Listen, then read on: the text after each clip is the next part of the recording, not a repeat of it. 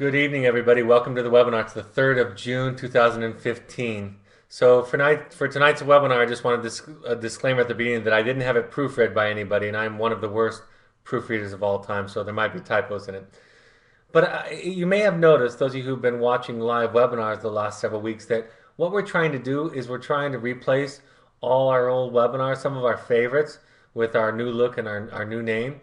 And so as I've begun to do that and kind of go through what our favorites are, what are the most watched, the most recommended, those are a part of our curriculum, what I've started to notice, maybe more than ever, is the overlap. And the fact that as I was freshening up this one, I started to notice these are some of the same things I talked about in the last two webinars. So I want to also bring a fresh perspective. One of the fun things about redoing some of these old webinars is the opportunity to take some of the things that I've learned over the past few years and some of the ways that I've evolved and take some things, some ideas and some context from the book and add them in and tweak things a little bit. So for me, that's been an enjoyable process. This was one of my favorite first webinars in the early days. And really, where it came from was this idea that I saw parents held hostage by their own guilt, unable to hold boundaries with their children, and got to the point where they really didn't allow themselves, didn't give permission to themselves to hold their children accountable, to require accountability. And because of that, they disempowered their children. Because of that, they taught implicitly that their child was fragile, that their child was weak and unable to be accountable. So that's really where it came from, is some of my early years as a wilderness therapist. And another aspect was how at times parents were so focused on the cause and effect relationship between parenting and raising good children that they tended to blame themselves, not for their own mistakes, which is accountability, right? Taking responsibility and accountability for their own mistakes, but actually blaming themselves for their child's mistakes. So that's really what we're going to tease out tonight in this webinar. Like I said, it is one of my oldest, most favorite webinars. To begin with, guilt can undermine our confidence and erode our connection with our children, preventing us from allowing them to experience what they need to in order to stretch and to grow. So that's the basis of it. It's how our parenting guilt gets in the way of our effective parenting. I would read this quote, and it's a couple of pages long, at the beginning of every parent meeting for years and years. And I'm going to read it to you tonight. I'm going to ask, without getting a lot of responses live, for you to search and think about your reaction to it. So here it goes. There's no question but that our parents failed us as parents. All parents fail their children, and ours were no exception. No parent is ever adequate enough for the job of being a parent, and there is no way not to fail at it. No parent ever has enough love or wisdom or maturity or patience. No parent ever succeeds completely. As kids, we needed more mothering than our mothers could give us, more fathering than our fathers had to offer, more brothering and sistering than we got from our siblings. Part of our task in growing up thus becomes finding our own sources of parenting, to add to what our mothers and fathers were not able to give us. We cannot wait for our parents' permission to grow up. We need to decide on our own to find other people to parent us, to find other people to give us what our parents couldn't. To grow up isn't easy, but in order to do that, we must forgive our parents. We must forgive them for our sake, not theirs. When we do not forgive them, we are still expecting all of our parenting from them. We are clinging to them in the hope that if we wait long enough or do enough of the right things or make them feel guilty enough, they will finally come through with enough parenting for us. But this is impossible. And in order for us to be free, really free, to find other sources of parenting, we must forgive. So I'd often begin the meeting by reading this, and then I would pause and ask the group of parents to share with me their reaction. And a small percentage of the parents would get agitated and angry and feel like maybe this was really an attempt to blame them. Some parents would have a defensive response in terms of their own parents, talking about how their parents didn't fail them. But the bulk and the intention of the parents' reaction, what I was trying to get from them, was this sense of liberation in a couple of different areas. And that is this idea that you can't get it perfect. Nobody does. And that doesn't lead to you being unaccountable. Doesn't lead to you getting to this place where you simply abdicate all of your efforts and all of your decisions and just really bail out of the process. It doesn't do that. What it does is it encourages a certain kind of humility. It encourages us to embrace our humanness. And encouraging people to embrace their humility and their humanness actually leads them much more to do well than to do poorly. So it actually encourages people to liberate themselves, to let go, and then to focus on parenting for its own sake, parenting and the rewards that come with it, and healthy parenting. So that's really what the idea, and it also liberates you from the idea that a lot of parents, all of us, right, get stuck at times in overreacting to our child's response to us, right? We wonder if our children are going to forgive us. And at this point, this is when I often remind parents, your children will forgive you when they grow up. And when we talk with your children, they are holding on to, in many cases, unconsciously, it's a few layers deep, but we can find it. They're holding on to this idea that if I do everything right, then my parents will come through for me in the way that I want to.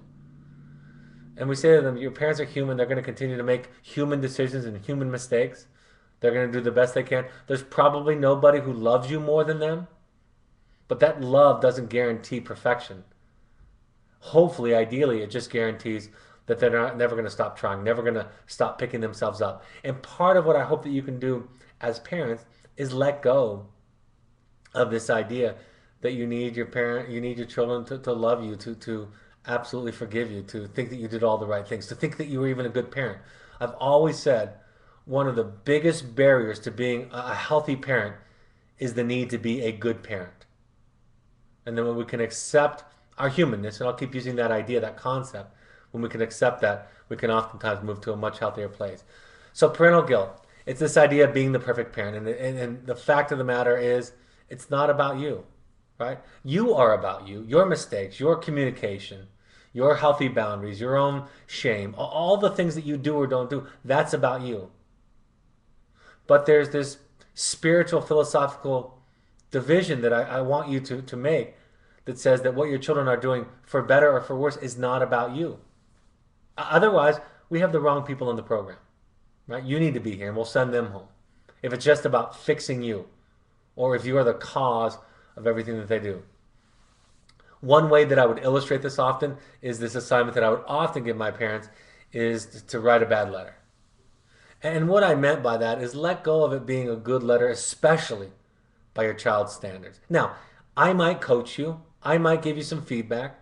You might consider writing a new draft or making some edits about it. That's just about healthy parenting and healthy communication. But parents who get tied to this idea of how their child reacts, for better or for worse, again, are placing too much responsibility on the child and not taking responsibility for themselves. So part of it is you write the truth. And when we tell the truth, and when we tell it from a place of love, we might not get from our family members and from our children the reaction that we want. And sometimes, often, when we make the healthy turns in our life, when we make healthy decisions, we're not going to get from our loved ones and our family members a lot of applause. So the idea of writing a bad letter is letting go of what other people think about it. Now, those reactions can inform us. They can lead us to ask ourselves questions, but they ought not to dictate our direction, right? They ought not to rule us. And that's where a therapist comes in or a professional comes in and could be an independent third party giving you feedback, asking you questions, having you look at yourself in a deeper, more effective, more honest way. Not measuring yourself by how your child responds, right? And a lot of guilt is triggered or initiated by the reaction of others, right? I'll talk about that as we go along. And the irony of this lesson, if not blame, then why talk about parenting at all? And I think blame is a word that is loaded with shame and guilt, right? That's why I like the word accountability or responsibility. So let's talk about responsibility. And everybody on this webinar, I'm sure, knows or has experienced that some relationships have absolutely deteriorated under this focus, this lens of blame. Who's to blame? And that's why family systems theory really takes that out of the equation and talks about going forward a lot of the time. What can we do to systemically change things? So, and the reason to talk about parenting at all is because good parenting, as I always teach, is its own reward. Clear parenting is its own reward. Guilt-free parenting is its own reward. And I'm not talking about guilt-free parenting from the aspect of, again, you have no conscience, and we'll talk about that a little bit later. But I'm talking about this can't be the thing. This can't be. Guilt can't be the thing that we reference to find our moral north, right? To find our moral compass north, to find out what the truth is in our life. A lot of times in systemic analysis, we talk about punctuation. I talked about that on the webinar last week. This idea that you can punctuate a system in any way where there's a beginning and an end. But really, in more ways than we can possibly perceive, it's about cycles and dances and mutually reinforcing behaviors. Guilt does not equal that you're doing the wrong thing. It is remarkable how often guilt and shame prevent rather than encourage parents and children to do the right thing. Guilt makes us pay too much attention to how others feel about us, rather than focusing on what is the best course of action for ourselves. I encourage parents to feel the guilt and do the right thing anyway. We are not responsible for what others think about us, including our children.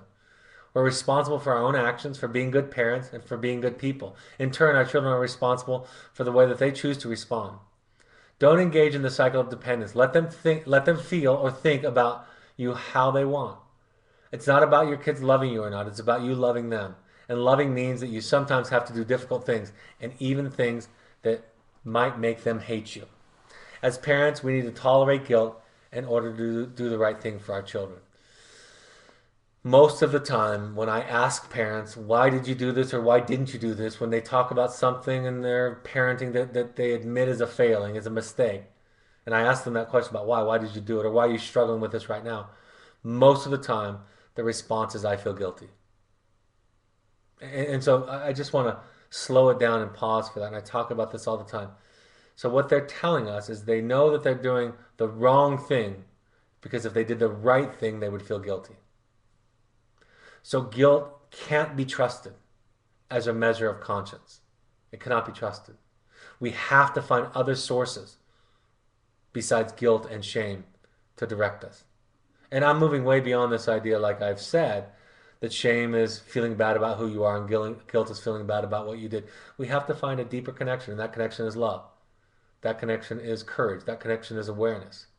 It's all those things on us where we find our center, where we find our resonance. Therapists can help us. Peers that we trust can help us. Reading books can help us. All of those kinds of things are helping us. But what we can't rely upon is this condition that we were handed by our parents, that if I hurt somebody else, I've done the wrong thing, then I feel guilty. So that's really important. Things to remember. Oftentimes they come into the program and they try to convince us that you suck. In years when I first started, I used to talk about this all the time. At first, I thought I was a pretty good detective, and I would try to figure out to what level the parents sucked, right? And I would talk about that and kind of tease that out as I would move through the early stages of therapy. And then what I found out is I would just say to the students, to the clients, I would say, yes, your parents suck. And I suck, and you suck. And so everybody sucks. And someday your spouse is going to suck. Someday your peers and your co-workers, your boss, your teachers, your professors for sure. And someday even your children will suck. And then what do you do? Right? What's it about? It's not about who sucks. It's about how we deal with it. And so I can empathize. I can listen. I can even validate. But at some point psychologically, for you to grow, you're going to have to move past that to how do you grieve it? How do you feel it? How do you move through it? Instead of staying stuck and obsessed about it. And then using it, again, consciously or unconsciously, as an excuse or something to blame. Because we all have to deal with people that do the wrong things to us and to themselves. This idea of accepting yourself as an idiot, it's a core principle of mine that I believe in. That the more we can accept ourselves as idiots, the more we can use that language. I use that. I'm not, some people are offended even by the word suck or the word idiot or some words. I'm not very sensitive to those. So that's just my style, my culture, my background. And so I'll talk about being an idiot. I've told the story where, I forget what the specific circumstance was, but something happened upstairs and we were, me and the two younger girls, my wife, were in the kitchen and doing some things. My wife and I think, were cleaning up. after dinner, and my older daughter of the two younger ones, my 12-year-old at the time, said, "Dad, why did you do that?" And I was about to come up with a very well articulated defense about why I did this dumb thing that I did. And my wife said, with a smile on her face and a smirk on her face, she said, "Because your dad's an idiot." And I thought, well, that's actually a better answer. She's got a better answer. And so what we learn is when we put that out there, there's nothing to debate. The discussion doesn't go anywhere. Once you admit to a teenager or a young adult that you're an idiot, the debate's over. And then the implied question is, and don't ask it too quickly, don't move there too fast, but the implied question is, what are you going to do about it? How are you going to deal with the fact that I'm an idiot? Because I could be. I don't know. I'm doing the best I can, but I've made mistakes under that umbrella before. So accepting, and I teach this to the students and to the clients, accepting that we're idiots is one of the greatest stepping stones to enlightenment, to spiritual growth, to looking at ourselves, all of ourselves. Because when we admit we're an idiot, we don't need to defend parts of ourselves that we don't like. We can look at it, right? There's no value associated with it in this idiot intervention that I talk about. And we can move toward forgiving ourselves. One of the greatest gifts I would say is to forgive yourself as a parent. Forgive yourself. And again, finding a moral compass that's not based on guilt and resentment, even toward yourself, can come out of that process. But forgiving yourself allows you to give your child the responsibility. Some of you are divorced. Some of you yell too much. Some of you work too much. Right? Some of your children are adopted. And on and on and on. Right? And if you can learn to forgive yourself, and forgiving yourself doesn't look like defending yourself. It doesn't look like talking about how great of a parent you are. It never does. Forgiving yourself looks like, well, sometimes I'm a buffoon. Sometimes I screw it up. And I'm going to forgive myself, and I'm going to try harder next time. And I'm going to forget it, I'm going to mess up again. That's what forgiving yourself looks like. When parents, anytime a parent talks about, I'm a good parent, I feel worried and skeptical right away. Like, I don't need to, I don't know what that means. I don't need to know that. I've not met, I don't know that I've met any good parents who have told me that they're a good parent.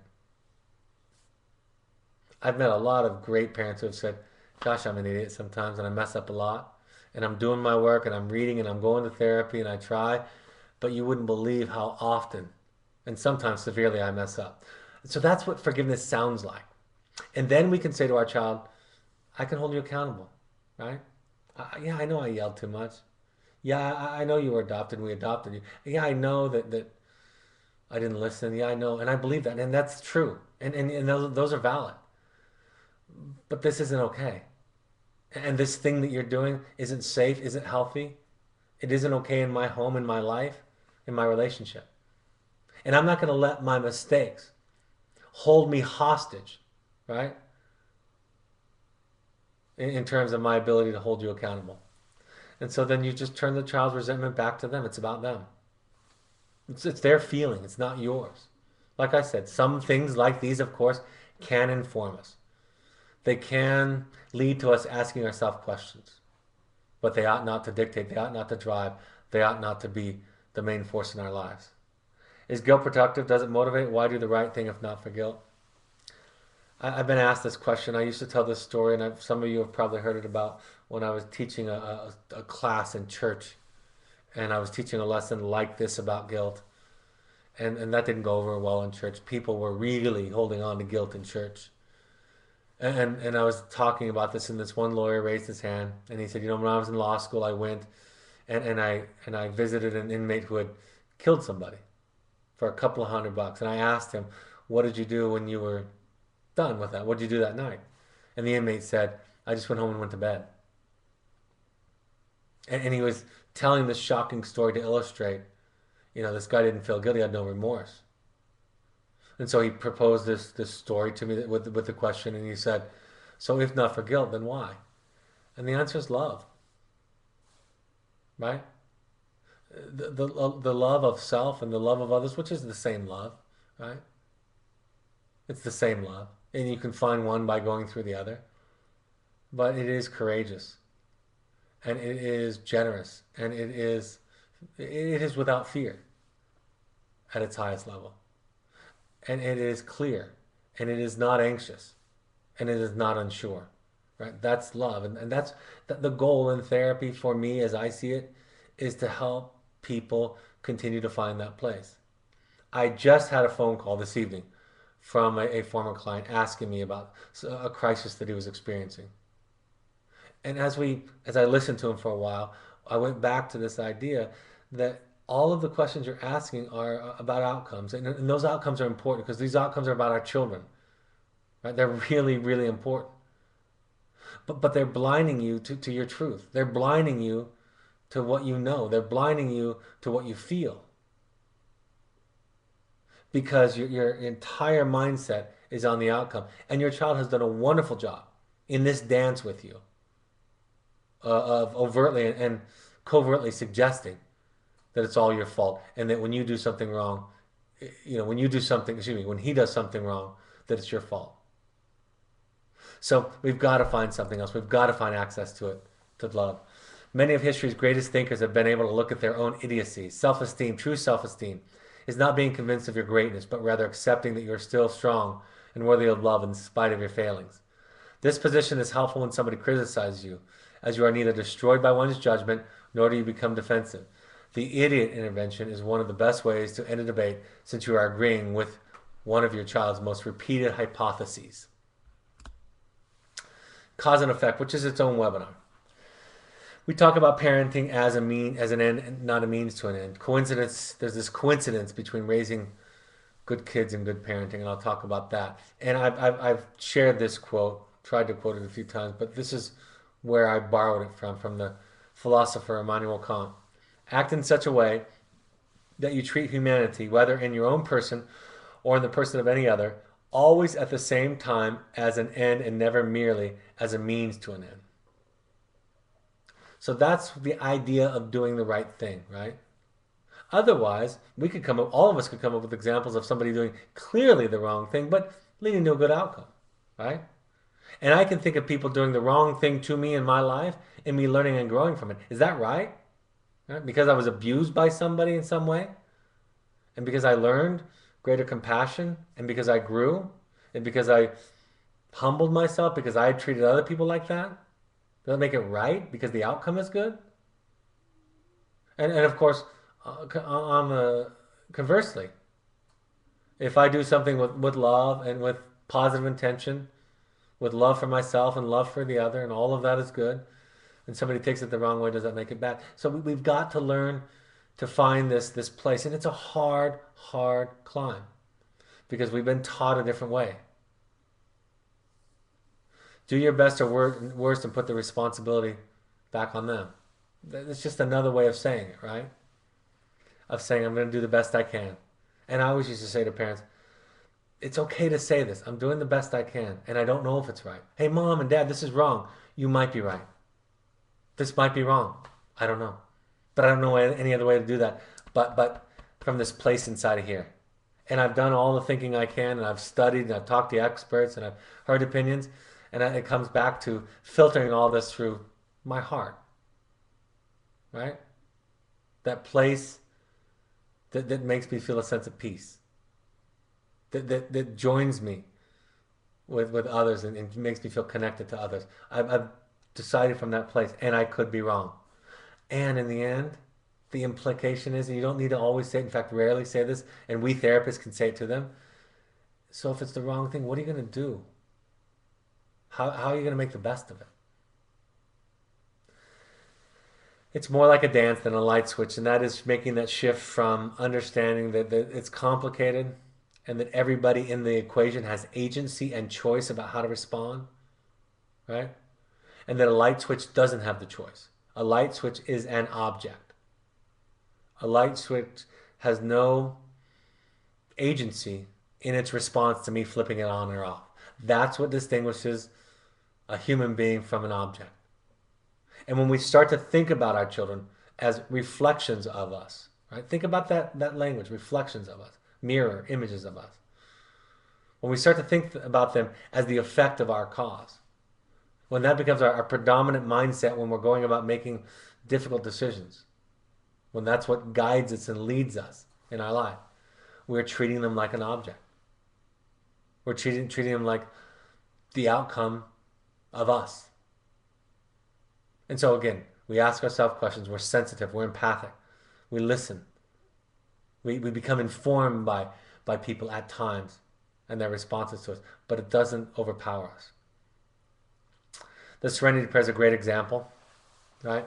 This example of, I remember years ago when I first was introduced to the Serenity Prayer, and as a therapist, it's fascinating because you get all these tools and you get this theory, and you don't know what you're doing, and so you just apply it, and you hope it makes sense because people that seem wise are passing it down to you. So you take the Serenity Prayer and you ask other people to use it and to apply it, to live it. And I used to think, I don't understand what I can control and what I can't control has to do with drinking, right? And it took me a while to think, and I realized, well, drinking is trying to medically change the way that I feel because I don't know how to deal with what I can't control. And I started to figure it out. But the genius of the Serenity Prayer for me is in the third stanza, right?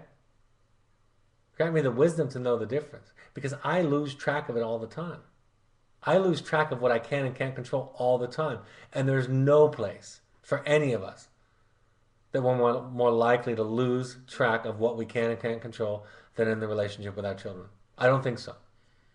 It happens at work, it happens in marriage, it happens in other relationships. But with our children, we are extraordinarily vulnerable to that thinking error. I used to use the work analogy. You know, who's in charge of you getting a raise at work? People would answer. And the response, of course, logically, rationally, is your boss. Your boss is in charge of you getting a raise at work. But because parents are so capable, charismatic, effective at times at controlling others, because of those things, they come to believe that they're responsible for getting a raise at work, when of course you're responsible for being a good employee in this simple analogy. That's what you're responsible for. It is your boss's responsibility to recognize good employees and give them raises. And you can quit and you can become manipulative and you can do all kinds of things. But ultimately you're responsible for the aspects of being a good employee. Similarly, you're responsible for being a good parent, which is not the same thing as raising a good child, raising a healthy child. For example, I work with many parents whose children experience addiction problems, and they ask me, since my child is struggling with drugs and alcohol, do I have to be sober in order to create boundaries? My response to that is typically no. If you're drinking too much or if you're using drugs, then we can talk about that as a separate issue. But if you're thinking about not drinking strictly so your child will not have an excuse to drink, then you are shifting their accountability onto yourself. In other words, you are creating a culture in your family that says your child cannot be held accountable for his actions unless you do everything right too. So it's a good question. Are you drinking too much, right? It's a good question. Do you yell too much?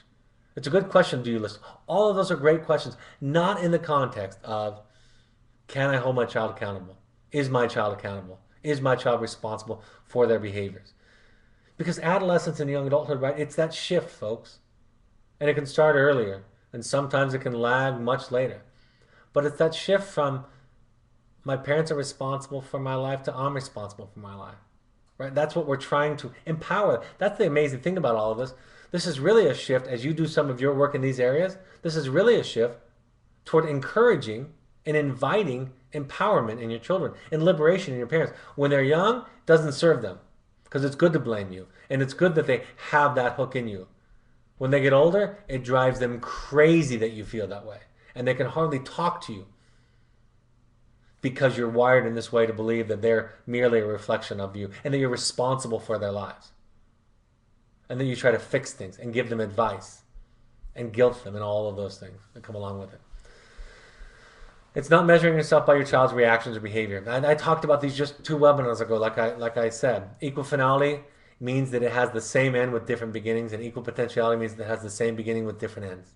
And we can imagine that in parenting, right? We can imagine healthy parents raising children that end up to be wonderful people and criminals.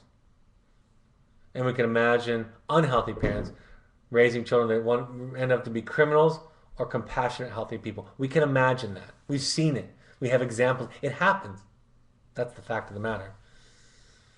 You know, I have these parents, these grandparents that were describing years ago. This is 20 years ago almost, and they were describing why their grandson was with me, was with us, introducing themselves and their story to the parents sitting next to them. And after describing a horrendous childhood of a father that left him as an infant, a mother that died in her sleep due to some complications with severe obesity, he found her dead, to later on being hit by a car walking a crosswalk. In fact, it was just a grandmother, it wasn't a grandparent, sorry. To a grandfather then dying, the person that he felt closest to, and all these stories, right? He had physical scars from being hit and emotional scars from all of this trauma.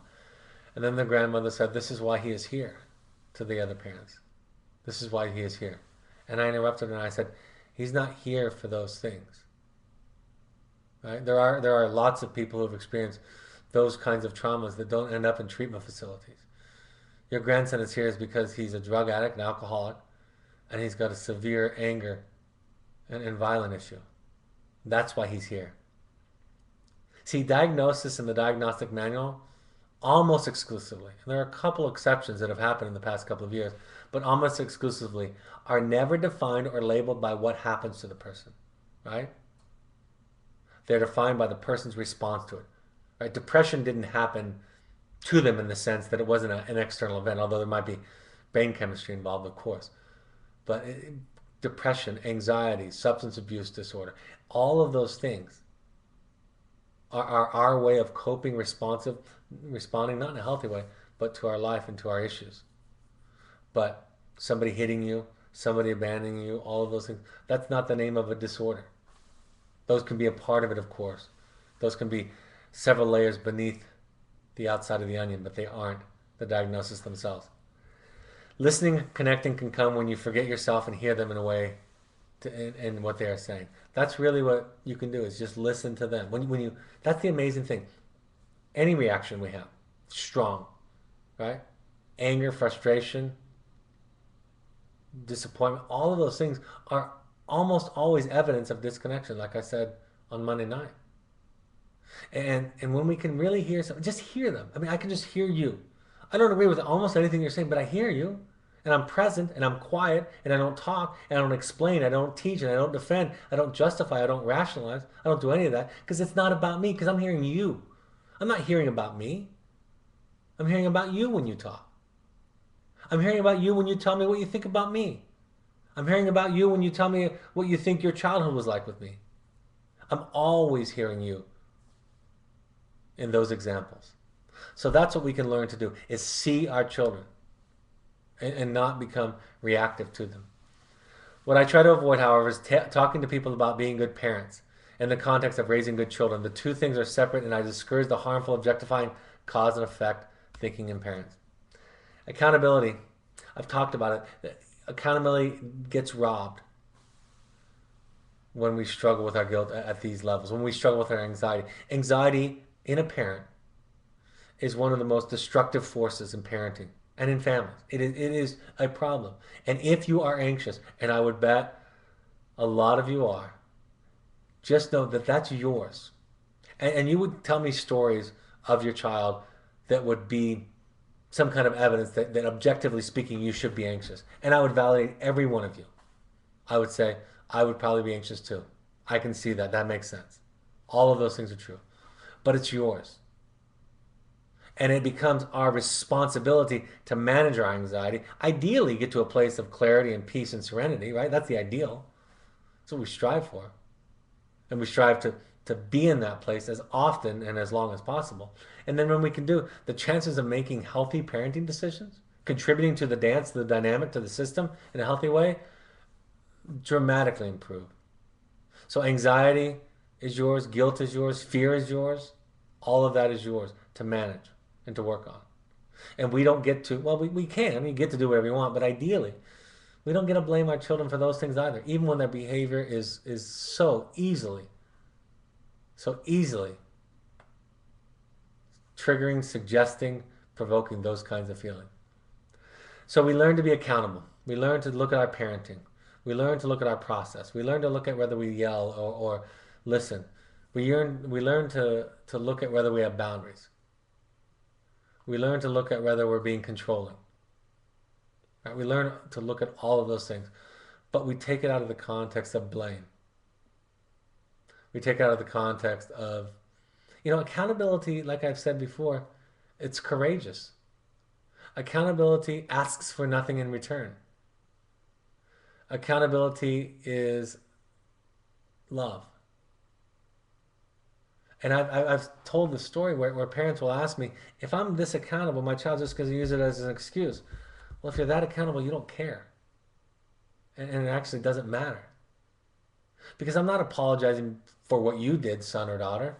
I'm apologizing for what you did. I'm not admitting that I'm an idiot because you have an excuse. I'm admitting I'm an idiot because I need to. That's my gift to you. And so our children will use it against us if it matters to us. And if we're in a power struggle, right? If we're playing the blame game, we don't worry about it when we're accountable. And that's what I've learned from the LOAs. When they write those to you, the letter of accountability that they write home to you, they don't need anything in return. I always loved, there were several moments in the process that I looked to. And part of that is, this idea of what is it that happens after you get a response from your parents. And when a parent writes back, I would always encourage a parent to be pretty honest. This was hard to read. I feel some anger and some resentment.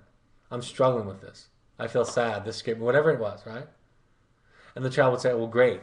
I wrote this accountability and look how they're responding, right? Look at, there's this implied, like, I deserve to be forgiven. I deserve to have the move past this. And I would say, that doesn't sound like accountability because accountability doesn't ask for anything, right? You're not negotiating. You're not asking for, like you would to the district attorney, grant me immunity, right? You're going through the process of being accountable for the sake of being accountable. So that's important to understand what accountability is. And in the long-term process, if you do this, you get to be with your child. You get to be with your child emotionally, spiritually, psychological. You learn to grow, right? You have that experience, and then you feel liberated in the process. And with this liberation, you can be much more effective. We tell our children how we feel so we can be present with them and more intentional in our response to them. That was actually from another webinar. I forgot to take that slide out, but it's true. So here's the take home.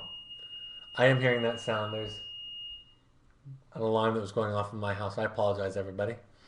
Sounds like they've got it under control. I think somebody was cooking and maybe setting off the fire alarm. So you give your child the gift to love you, to challenge you, to suffer, to feel, to be angry with you, to hate you, the gift to separate from you and find themselves. You give them, you get your support and validation from somebody else, some other source.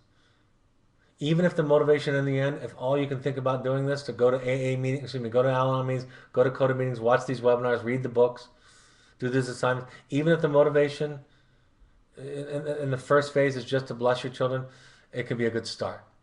But do the work.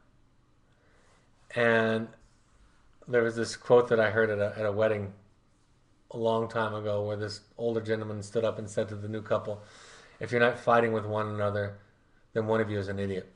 Different use of the word idiot. And so part of what he was saying is it's okay, right? It's okay. You're going to battle. Part of this dynamic is that you stretch and you grow and you transform. And it's not going to be easy and it's going to be painful. And part of it invites us to embrace it and acknowledge it and prepare for it, instead of always measuring it by happiness and marking it by stages of success, but actually valuing the struggle, giving meaning to the struggle and meaning to our suffering.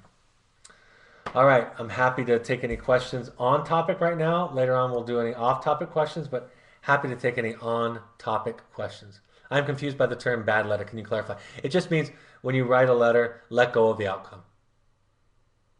Bad letter is the word that the child uses when you do the wrong thing.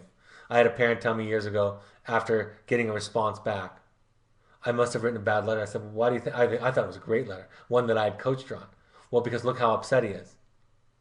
And so I had to explain to her that's not an indication of the goodness or the badness of your letter. So the term bad letter is really just an idea about liberating you from their reaction. We still want you to write the healthiest letter possible, and we'll encourage that and coach that at times for sure. But bad letter is more about letting go of the outcome, letting go of their reaction, letting go of their valuing the letter, good or bad.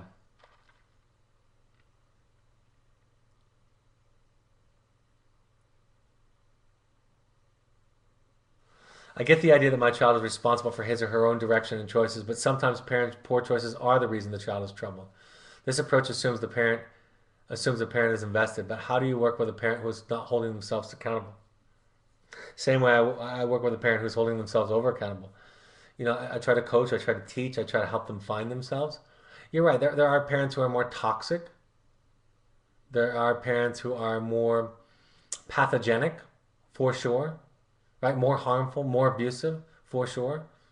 And I wouldn't be having this discussion with those parents, absolutely, in many ways. But I'll tell you this: in many of those cases, it's oftentimes triggered by feeling overwhelmed with guilt and shame. So ironic as that might be, sometimes parents who are abusive or toxic come from a very shame-induced background, or were so overwhelmed by it that they've cut off all feeling and all empathy because it's intolerable for them, right? So the way that I would talk to abusive parents is I would treat them as a client, is what I would do. I would treat them as the injured, wounded child that they are. That's what I would do to them. And then through that healing, right, through that process, I would help them to mend and heal themselves and reconnect with their feelings. And it would be very painful and it would be very long. And then through that process, they would have to forgive themselves for being a human who was hurt and injured, who then developed symptoms around it. So that's what I would do. I would help heal them and the wounds that they feel and felt. That's what I do all the time with all parents, helping them to heal their wounds in the process of becoming a healthier parent. I don't mind accepting that I'm an idiot, but my child has called me an idiot, and it sets me off as it feels as he's being totally disrespectful. There are subtleties, right? There to the things that I talk about, and I talk about them in different contexts for sure. You get to decide. You get to decide what language is allowed. Every one of you gets to decide it. And I'm not trying to dictate what words should be allowed in your life, in your house, and so forth. And I can imagine somebody in my life calling me an idiot where it felt venomous, where it felt like they were trying to hurt me, and I would probably have that reaction. But imagine, just imagine a person who was 100% human, 100% humble. And if they were called an idiot, they wouldn't take it personal because they knew it wasn't about them. And they would, like Gandhi said in the example illustrated in the movie, when he was called a name, he would say, "What have I done to hurt you? Tell me more about it." Right?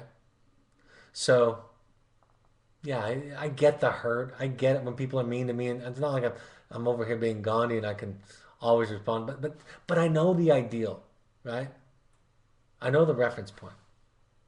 And I know that when I react, that I'm reacting from my own wounds. Because if I was, and nobody is, but if I was perfectly humble and had 100% self-love, it wouldn't hurt me. It wouldn't set me off, even when they were trying to hurt me. That's why some of the great stories, myths, legends, religions, right? Examples that we have in life are that people can take that kind of treatment from others and just return it with love. So, he was probably being disrespectful. All right, folks, I'll go to announcements and then we'll have any non-topic related questions. There's the book. This is what I've been using, what I will continue to use. Here are the intensives. Please let us know if you'd like to come. We would like every parent to go to the Entrada Parent Workshop. Parents who want to do deeper work, do some experiential work, it's some psychodrama, some role plays, some deeper work to look at their own histories and family of origin. It's a very spiritual experience. Go to our blog and look at it's a few back, it's probably 10 back, and look at the blog on a parent who attended it and wrote about it. To get more information, you can contact Stephanie at evoketherapy.com for more information, or go to the link there. And then we have the family intensive that's coming up in July. That'll be 5.5 days, 6 days.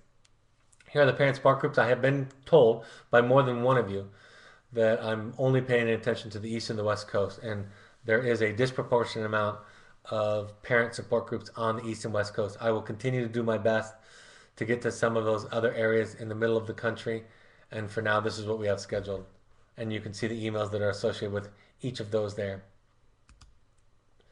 Here are the support groups. We want you to go to 6 while your child is with us. Please don't wait until the end. Go to these 6. Here is our Pursuits trip, which is on June 13th. Young adults, adventure programs, leadership, sober adventure, recharge, reboot, all of those good things. Please follow us on social media so you can see upcoming announcements and also inspirational stories, quotes, pictures, and so forth. And then use the Parent Alumni Foundation page if you want to buy parenting books, because a percentage of that goes to, same price as on the regular Amazon, but a percentage of it goes to people who can't afford treatment. The next webinar will be Monday. That should say Monday. I apologize. Monday, June 8th at 6:30 p.m. So that's Monday, June 8th at 6:30 p.m. Mountain Time. Will be Control versus Influence. Any other live questions come in, Stephanie, that are on any topic? That's all. All right, folks. Hope these points of contact are helpful. Have a great evening, and I will talk to you Monday night. Take care. Bye-bye.